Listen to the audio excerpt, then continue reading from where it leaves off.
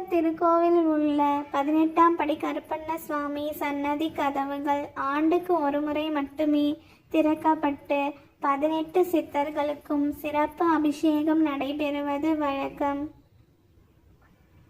கதவாக இருந்து காவல் காக்கும் கருப்பசுவாமி.